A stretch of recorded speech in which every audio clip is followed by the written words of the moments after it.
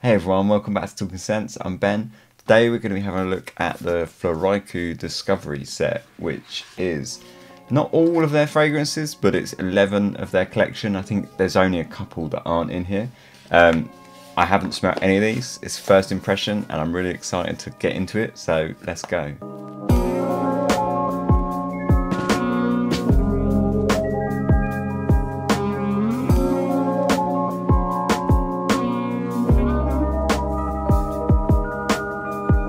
So Floraiku, if you're not too sure of them, they're the same company that makes MEMO fragrances. MEMO are quite famous for, is it African Leather is probably the most famous. Hi cat, yeah, just walk around, do what you want. Well, where am I? MEMO, yeah. So Floraiku, they're made by the same company as MEMO, but with Floraiku they go with this whole kind of, it's a different brand that's heavily influenced by Japanese aesthetics, and their presentations are amazing. Their whole kind of vibe leans really heavy on the Japanese wabi-sabi kind of vibe. If you're into Japanese aesthetics at all, Kanso, Shizen and Yugen are like huge kind of elements that they've kind of really borrowed from to create like a really solid brand, or really solid branding, if you like. The presentations are really nice. Unfortunately, they're really expensive. In England, they're, I think, exclusive to Harrods, and they are really expensive, but we'll come to that. There are some ways you can kind of get around it if you want to. They do some refills and stuff. All their bottles are basically refillable, so you don't have to buy. If you're not too fussed about the presentation, you can buy like a refill bottle, which is a lot cheaper. And they do like 10 mils as well, which again is cheaper. So there are ways to get these slightly cheaper than the retail, because I think retail on a bottle with full presentation it is close to like £300 for 50 mil. So they're quite pricey. But yeah, anyway, enough of that chatter about money. Let's talk about what they smell like. The box smells fantastic. I've been sniffing it all week because I've been really excited. You get this kind of little book that has, so Floraiku, it's the whole kind of florals and haiku, and they've smashed the word together. But so they have these like haikus over everything, although this isn't technically a haiku, but I think we'll let them off. But yeah, you get this like kind of book that explains really helpfully for this video all of the notes of every single perfume, which is really nice. So let's get into it. First one, we've got I See the Clouds Go By, which is part of the Enigmatic Flowers collection, because they got 3 collections. They've got Enigmatic Flowers, and then what's the other one? Secret Teas and Spices, and Forbidden Incense. So they're kind of 3 collections, and I believe there's like 3 perfumes for each. Say there's a couple that aren't in here. This doesn't have. There's one called Ao. There's one called what's it? I See the Mountain Standing Still, or something like that.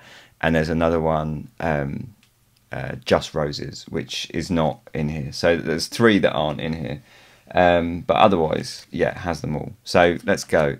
First one is, we're going to dig into the Enigmatic Flowers collection, because that's all that comes first. So we got I See the Clouds Go By. The notes of I See the Clouds Go By are Cassie Absolute, Cherry Blossom and White Musk. Interesting, because cherry blossom doesn't smell. There's a little bit of trivia for you. A lot of perfumers, on perfumes, especially when they're going with the whole Japanese thing, they put cherry blossoms. Well, cherry blossoms don't actually have a smell, so a little bit of trivia.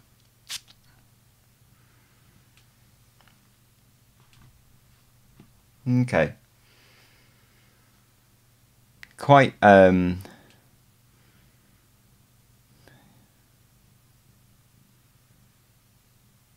not sure I like this one. It's the Cassie Cassie Absolute is really strong, which is nice. But the Cherry Blossom is very sort of candied. I see what they've done. They're going for that whole kind of like I say, it's a fantasy note anyway. But they're very much playing it up, and it's like this quite sort of bright pink floral note. but it's a little bit, honestly, I'd have to say it's a little bit too bright. It's quite feminine, but it's very candid, and it doesn't scream out to me of anything particularly exciting on first sniff. The Cassie's lovely. I have to say the Cassie is really nice, and the way it blends in with the white musk is really nice, because it's quite a done. The only thing is this is quite a done sort of note pairing, but it does blend well with that kind of fruity Cassie, and then it kind of blends into that kind of soft, kind of pillowy musk. That obviously being white musk is quite clean, quite laundry detergent-ish, quite bright. So and then there's like this kind of fantasy cherry blossom that is quite strong and kind of sticks out. It's like a peony almost. It's almost like, yeah, like a kind of overworked peony. It's very sort of like fluorescent peony in the middle there. It's okay. It's not. I'm not blown away by that one, so we'll move on. I'll leave it there, and I'll once we'll kind of do a first impressions, and then I'll whip right through them, and sort of once they've had time to sort of dry a little bit. So next, we've Cricket Song.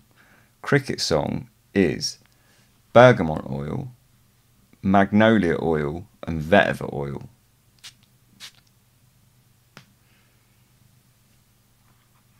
Okay.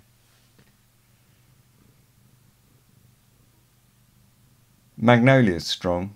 I like the bergamot in it, but this is a little bit old lady-ish, which is, I would guess is it's a magnolia, isn't it? That's doing that. Definitely smells a bit like an old lady's handbag.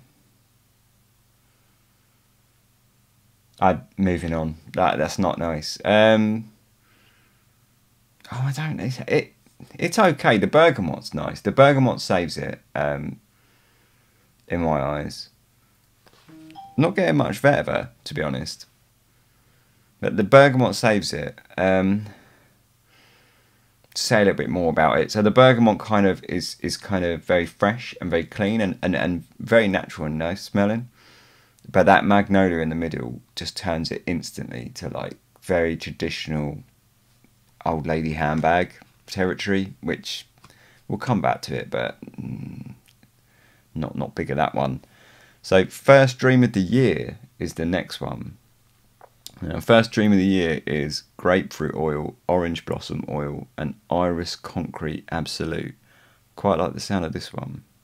Hopefully we're picking up here, because those first two not been anything too special. Ooh, pungent. Yeah, I like this one. Grapefruit's not as big as you'd imagine. In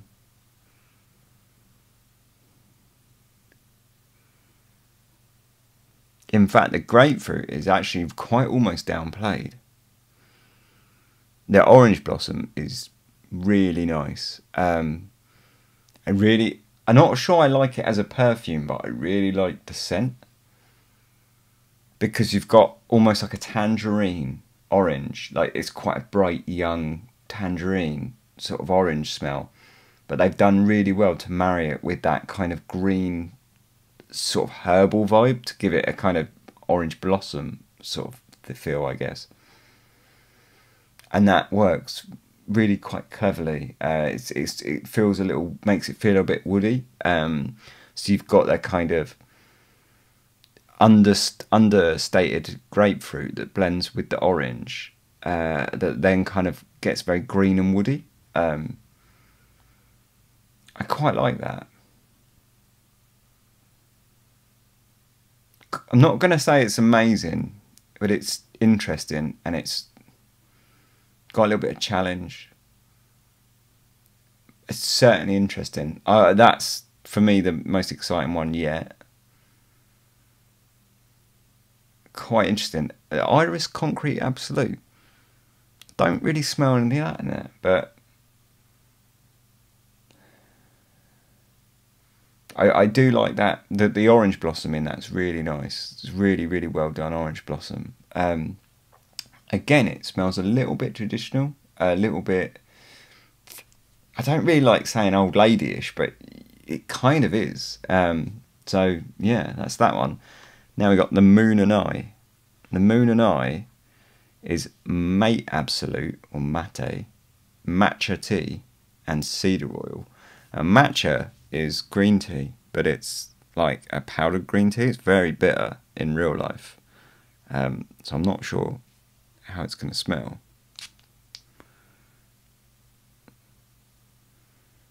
Oh yeah, yeah, you can smell that the matcha. Actually, this is nice. So the matcha in this is bitter. It carries the quite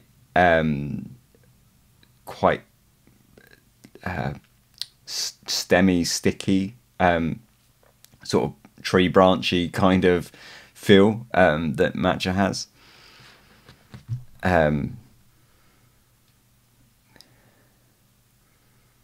And it is a little bitter, but the cedar, I guess, is probably helping that along as well, because it's got cedar underneath that, so that's helping the kind of woodiness of the tea. The kind of green bitter and slightly woodiness of the tea is kind of enhanced by that cedar. I like this. This is nice. Again, it's a little unusual, a little sort of spicy in there. Oh, okay, so this, now we moved into secret teas and spices. So those three were the enigmatic flowers. This is the first one of secret teas and spices. And I do like this. They've done a really good job with the green tea, like the matcha tea. And it marries really well with cedar. That one's nice. I like that. Yeah, interesting. So the next one, I Am Coming Home. 5. I Am Coming Home is ginger oil, white tea, and cardamom oil.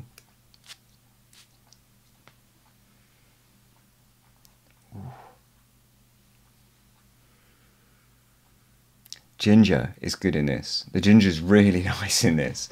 It's very fresh ginger, so a little spicy, quite punchy, very obviously very gingery, but you know, that like fresh ginger has that kind of tang to it that you don't get with sort of dried powdered ginger.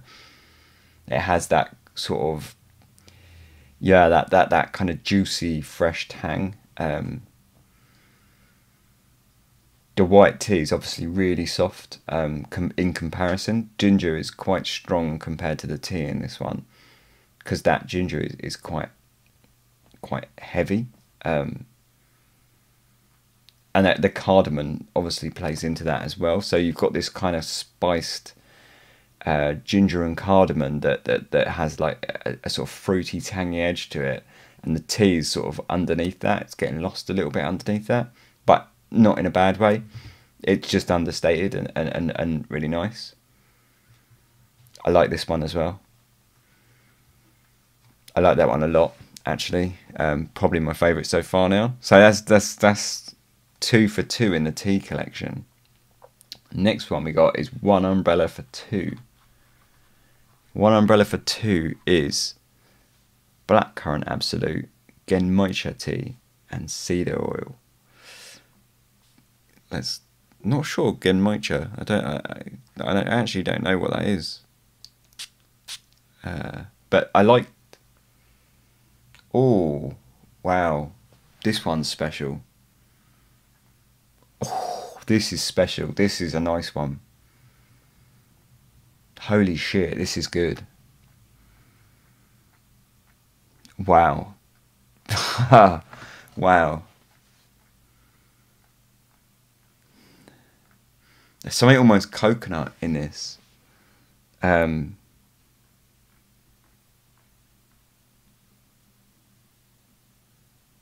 just checking, but it is definitely One Umbrella for 2, yeah. Okay, so this, I tell you what this reminds me of a little bit, and I'm not sure what they're called, so I'm going to have to describe them and hope you guys get what I mean. You know those really cheap biscuits more so they were around in like kind of 80s and the 90s, but I'm sure you can still buy them. And they had these kind of like fake marshmallow sort of blobs on the top, and they were covered in sort of desiccated coconut. I think, is it desiccated coconut or something like that? It smells like those. It has this kind of fruity blackcurrant edge and a sort of coconutty kind of vibe under that. And it's all very soft and sort of flumpy. It feels like a kind of soft flumpy cloud, but with this kind of hint of blackcurrant in there. This is special. This is a really good one. I would, if I was in the shop, I would instantly buy this. So I'm glad I'm not. Wow. Okay, let's move on. That's really special. I like that a lot. I really like that. So that the teas sort of were much better there, because those florals ones I wasn't a big fan of. So I will come back to them. But yeah. So now we're into forbidden incense. We got Sound of a Ricochet, which is vanilla absolute, tonka bean absolute, and sandalwood. Another one that sounds like it might be a winner.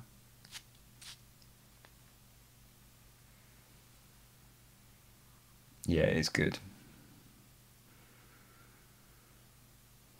Yeah, it's really good. Has a very so the sandalwood in this is got that kind of varnished vibe. Like if you've smelt Coromandel, has that kind of varnished wood vibe of Coromandel, and a billion other kind of woody, kind of patchouli wood with some vanilla in there, kind of frags basically. But Coromandel just sticks out to me because it's one that I kind of enjoy. But it has that kind of lacquered varnished wood vibe of it. The sandalwood's nice. The vanilla and the tonka bean is really nice. The vanilla is really soft. It's not kind of gross or cloying in any way. And the tonka bean has got the really. They've really done well with the tonka bean in that they've picked all of the wonderful facets of tonka bean that separate it from vanilla, and they've kind of enhanced those or accentuated those. Come on then, cat.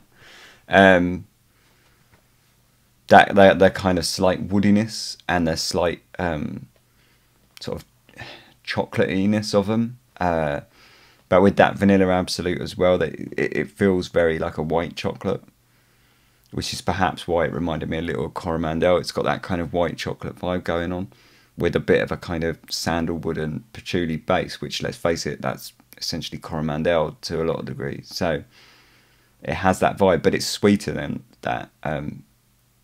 It is different, but it's nice. Again, I like that one. I like that one. Not as much as a One Umbrella for Two, but I like that one. So next, My Shadow on the Wall is Violet Leaf Absolute, Mimosa Absolute, and Sandalwood Oil. So again with the sandalwood. Okay, this one is brutal. The first one that isn't really soft and really subtle. The Violet Leaf again is really nice. Really, they've done well to pick out the kind of green facets, but keep it sort of nice and interesting. The Sandalwood again is really nice. Not sure I'm too into the Mimosa in the middle, to be honest.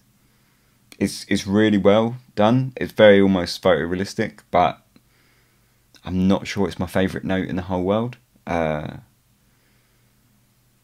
it's quite good. It's quite spicy, this one. It's more of a spiced wood feel. This is almost like your kind of Christmas one. You know, this is very like fall Christmas time, sort of fall winter moving into Christmas. Adds some sort of real spiciness in there.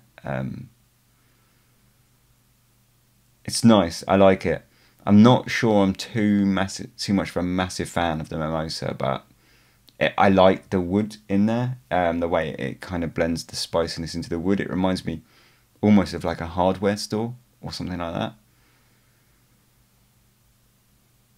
It is nice. I like this one as well, but it doesn't strike me as much as the others. But it's nice. So next up is the last one of the regular lines. So it's My Love Has the Colour of the Night, and it's Gaiac oil, which could be challenging, patchouli oil, and vetiver oil, which leads me to believe that this one's going to be possibly a lot darker than the others. None of them have been particularly dark. That last one was a touch dark, but not really. This one's darker. The patchouli's quite strong in it. The vetiver's quite... In fact, all of those three notes that I said, the Gaiac, patchouli, and the vetiver are strong in this. It is a little dark. A little spicy. Sort of a dark, spicy woodiness.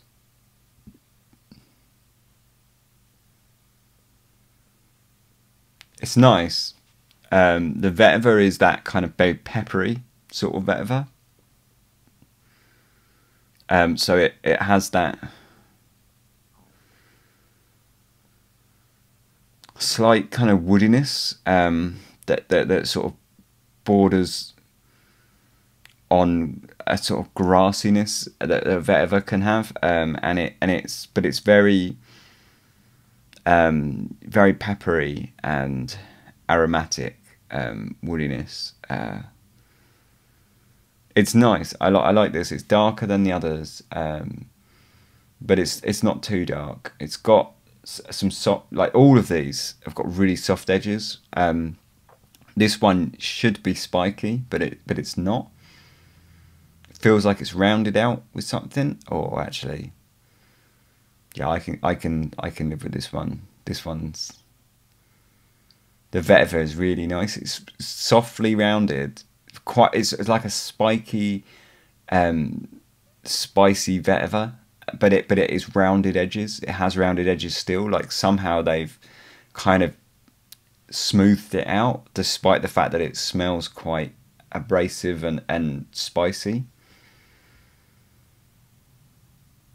And that the Gaiac wood is nice. Just sort of plays with the vetiver to kind of give it a kind of like oily sort of woodiness, but it feels quite kind of like diesel oil almost.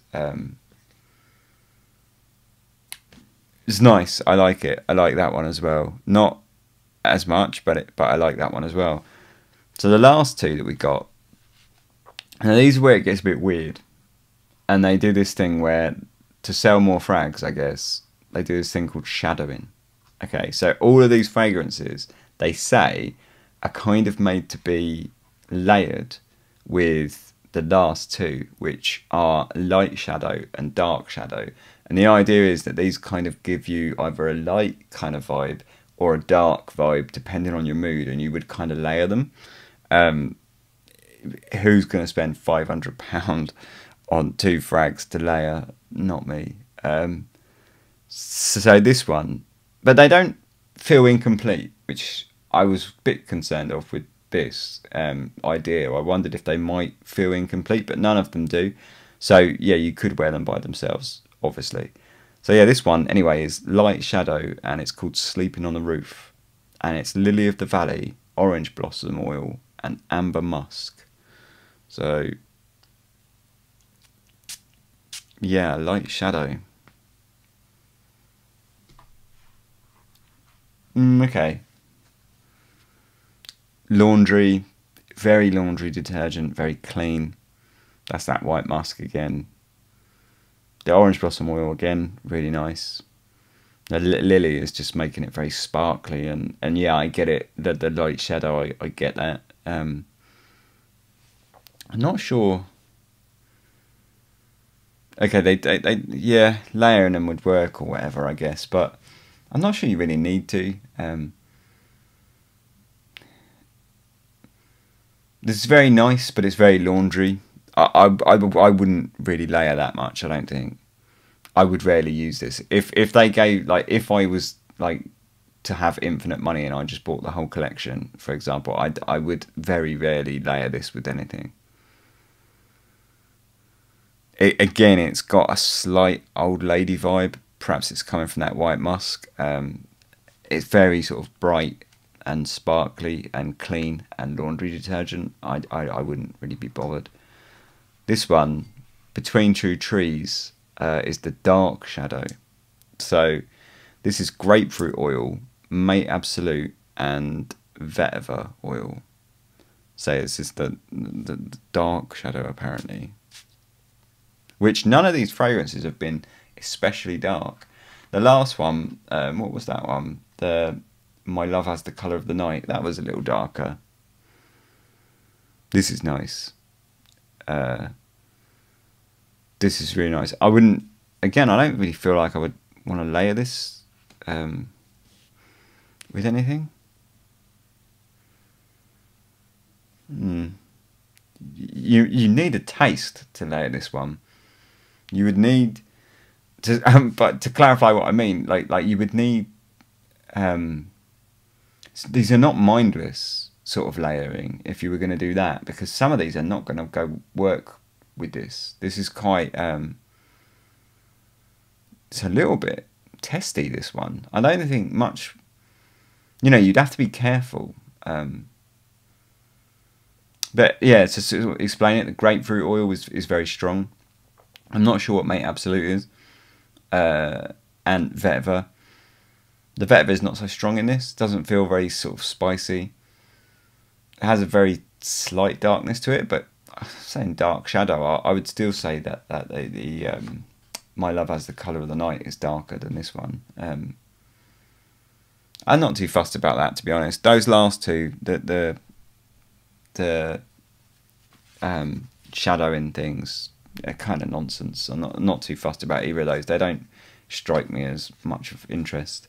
I see the clouds go by. What I'm going to do, I'm going to split these now into 3 groups, which are not bothered, not going by, okay, and like buying, like want to buy. So yeah, I see the clouds go by, which was Cassie, Cherry Blossom and White Musk. This reminds me of something. It's not bad. But the white musk, and like the shadow one, the light shadow, the white musk is just a little too laundry detergent for me. It reminds me of something else that I've got. The thing is, the thing it reminds me of is cheap, which doesn't say a lot for it, does it? No, do you know what it reminds me of? This reminds me a little. It's not cheap. It reminds me a little of Un Jardin sur le Toit, Hermès. And it's the kind of slight wateriness that it's got, with which I guess is the cherry blossom, which is peony, which makes sense, yeah. Because the cherry blossom feels like a kind of amped up peony, and it reminds me, but it's got this quite watery vibe to it, which Un Jardin sur le Nil and Un Jardin sur le Toit have, and it reminds me a little of that. Definitely, I'm not that impressed with that. So, has to go in OK category. So I'm going to stick that one in the OK category. Cricket Song next, which was Bergamot, Magnolia and Vetiver. Not even, no. Hideous. It smells to be a little bit more productive. No, it just smells like old ladies. It's too clean, floral, dusty, laundry. It smells like an old people's home. It's not good. First Dream of the Year, grapefruit, orange blossom, and iris concrete. Like this, not easy. This is not an easy perfume to enjoy. I do like it, but like all of these other florals, they smell very traditional, and not in a particularly good way. By traditional, I'm trying to be polite, and say old-fashioned and a bit naff. Very like old-fashioned floral perfumes. I don't like that either. My First Dream of the Year I like it more than Cricket Song because I like that the orange blossom in it is nice, but I couldn't. It's got this too much of an old lady vibe going on, too traditionally floral and kind of a bit gross.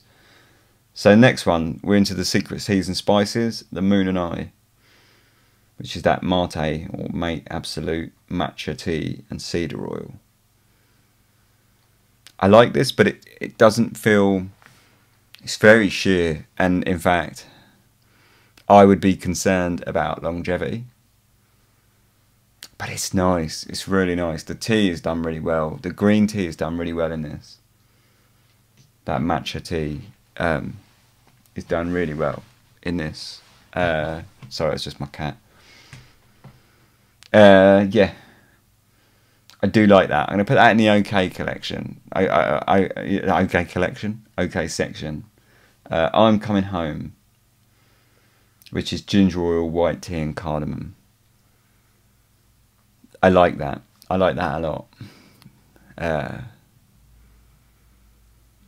I would wear this. It's quite unusual. It's a little bit unique with that ginger, because the ginger is very forefront, and that with the cardamom it kind of enhances it quite well. So it has this slight unique vibe to it, but kind of it's very grounded by a very standard tea note through the middle of the two, almost like you've got this quite spicy, juicy, tart ginger that's, say, like a very fresh sort of juicy ginger, and then it's kind of this cardamom underneath that, which kind of thickens it up and gives it a bit of extra spice, and then sort of slicing through the middle of that is this quite sort of standard tea note. I do like that. I'm Coming Home. That's going in to buy list. The first one that's going to go on the to buy list, I think. That's a nice one. One umbrella for two. So this is the one that I really liked. Blackcurrant, Genmoicha, and cedar. And I still really like it. It's really good. It's really good. Really good. This is really good. This is 100%. I don't even need to think about this. This is going in the buy collection. In fact, it's not only going in the buy section. I'm going to buy this instantly. It's really good. It's really comforting. It makes you feel happy. And it just feels soft and happy and comforting. It's sweet, but not overly so. I would love... in fact, I'm going to wear this as my scent of the day tomorrow and wear it on my skin and make sure. But before I go crazy and buy it, because obviously it's just a blotter. But damn, it's good. It feels like a cake. It smells like a cake. Which, if you're not really into like gourmands and sort of overly sweet things, you might not like this so much. But the thing is it's the blackcurrant has got this tartness and this dryness that kind of strikes through and stops it being like cloyy cake, if you know what I mean. Like, it's got this kind of sharp, tart blackcurrant in there that's kind of keeping it from being sicky and cloying.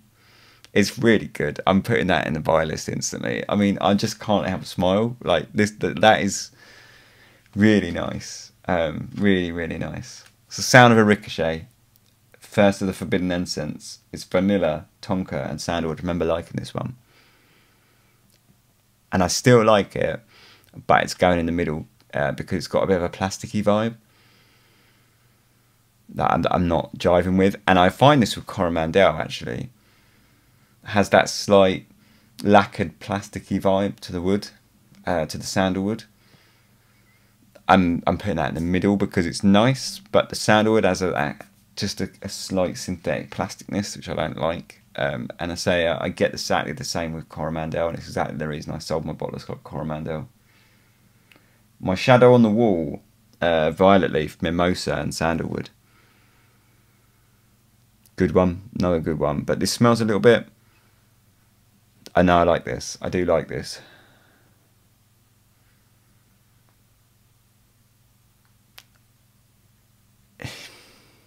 This is a tough one. This is going to go in between like and buy list.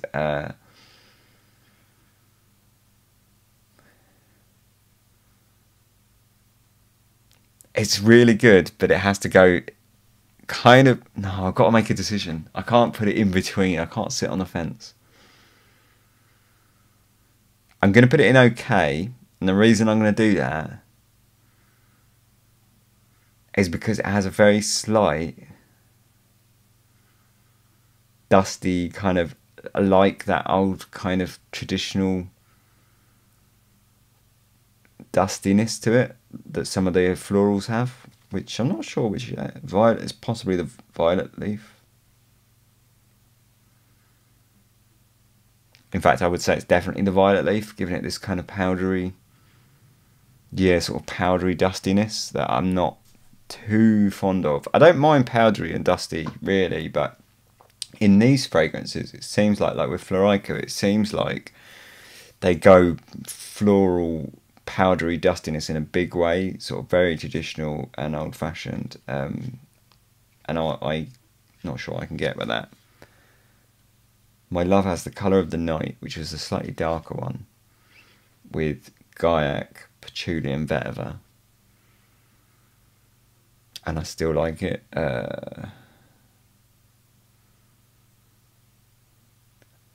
It's really nice, and I think it's possibly the more interesting of all of them, given that it's quite got a bit of a challenging edge to it. It's very sophisticated, dark, sophisticated, classy. But the reason I'm not going to put this in my buy list is because out of all of them, it feels like it's the one that needs layering. It feels like it's the most incomplete. It feels like half a fragrance, to be honest. Which I'll keep it there. I'm going to put it in okay, but I wonder how well it will go with these. So then we got the Sleeping on the Roof, which is light shadow. I would never layer this with anything.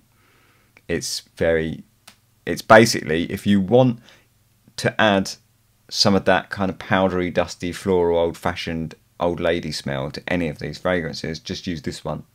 Layer it with this one and you'll be gold. No. Between Two Trees, dark shadow. This is good. I would use this one more so. I do like it, but I wouldn't use it to shadow. I'll try them with some of the others in a sec. But as much as I like that, My Love Has the Colour of the Night. No. Between Two Trees, wasn't it? Hold on. Yeah, as much as I like it, I'm going to put it in the okay section. Just that's all. And we're left with two. Two that I would probably pay for. I Am Coming Home, which is really nice. The ginger is really well done and it makes it really unique and interesting. And One Umbrella for Two, which is really, really, really nice. It has to be the winner, hands down the winner for me. Some people might find it a little bit too sort of gourmandy, maybe. If you're not because of that kind of soft marshmallowy kind of vibe that it's got, and that sort of coconutty kind of thing. But despite the fact that it's got this kind of coconutty vibe, it doesn't feel very summer. It feels versatile as hell. It feels like it would work all seasons. Sophisticated, but it's quite cheeky and casual. But it is sophisticated enough. And I do like that. That's very, very nice. This is the one that's a bit more sophisticated and a bit more kind of dressy with the ginger. Great fragrances, both of them. These, in fact, I wonder if you could layer them together. It works really well. Yeah, I mean, I would layer these together. I don't actually do layering, but if I was to do it, just out of curiosity, I just wondered, and they do work together. For me, they're the two clear winners. One umbrella for two, and I am coming home. The rest I would not bother with. There's some of the ones in the OK section that I like. So we've got Cricket Song, definitely not. First Dream of the Year, definitely. Oh, definitely not. Really don't like that. That's disgusting. Sleeping on the Roof, definitely not. Not bothered. The Moon and I, almost gone.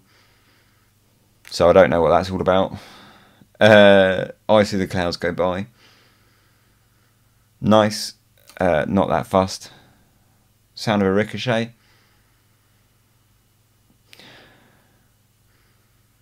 Nice. Bit more than not fussed, but it still only goes in nice. Shadow on the Wall. That's quite nice. It's got this kind of clean, sort of almost swimming pool vibe to it. I quite like it, but it's not. Yeah. My Love Has the Colour of the Night. Again, it's slightly better than OK, but yeah. And Between Two Trees. Okay. Definitely for me, without a doubt, I Am Coming Home. One umbrella for two stand heads and tails above, head and shoulders above everything else. And I do like Sound of a Ricochet going back, but I'm not sure I would wear it very much. These two clear winners. You got One Umbrella for Two and I Am Coming Home. I would like to buy and probably very much will buy both of those. If I have to buy one over the other, there's a question. I would, as much as I love this one, I would probably buy I Am Coming Home because I would wear that more often. No. I'd buy One Umbrella for Two because it's just bloody lovely. One Umbrella for Two first, I Am Coming Home second, for me. And I would definitely be buying both of those, absolutely. So yeah, that's Floraiku. If you've had good experiences with them, let me know what you think. For me, I'm not going to say disappointment, but I had high hopes for this collection, and I would say some of them kind of drastically let me down. Others are okay, and if I had infinite money or they were, I would say, half the price, I would probably buy them. Some of those tea ones were very nice, but for me, the kind of woody tea ones, I like them, but at that price point they need to blow me away, and they didn't. So yeah, I would probably keep an eye out if they ever came up sort of cheap second hand, but I rarely see this house come up cheap or second hand. But I would probably keep an eye out for them because they're okay, but not at that price point. For me, the only two that I would spend the money on are I Am Coming Home and Sound of a Ricochet. They really blew me away. I would definitely, I think they're worth, to me at least, the price. Whereas the others just sort of hover on kind of okay to very good, and that's not enough at this price point. I mean, I don't mind. I'm a bit stupid with fragrances, I'll buy something that's okay to very good if it was like 150 or 100, because I'm I like them. But at 250, this is borderline, like almost like £5 a mil kind of territory. At that price, it needs to blow me away, and they don't. They're just okay to good, okay to very good even in some cases. But yeah, otherwise, generally, I think a really nice collection. I would like to now smell the ones that aren't in this. So there's only 3, but in general, quite nice. I like them. Wouldn't dash out and buy 99% of them, or I could probably actually work this percentage out, but I'm not going to. I would go out and buy those two. I'm going to wear them on skin tomorrow and Monday, and then make my decision which one I'm going to buy. And I probably will buy those soon because I really like them. So yeah, that's Floraiku. Nice brand, wonderful presentations, and decent smells, really. I would say even the worst ones, you know, not terrible. In fact, I was a bit harsh. The worst ones I wouldn't wear ever, not in a million years, but not terrible. And I would recommend you try them. Even the ones that I think are a total write-offs, I would recommend trying, because they smell nice to me. They smell good quality. They smell like a real nice blends. So yeah, thanks very much for watching. I hope you enjoyed it as much as I did. I've been looking forward to that all week, to smell like the whole box. So yeah, let me know what you think, if you smelt them, if you have favourites, and if you have any of these that are kind of okay to middling ones that you quite fancy selling, I'll buy it. But yeah, nice one. Thanks very much. Cheers.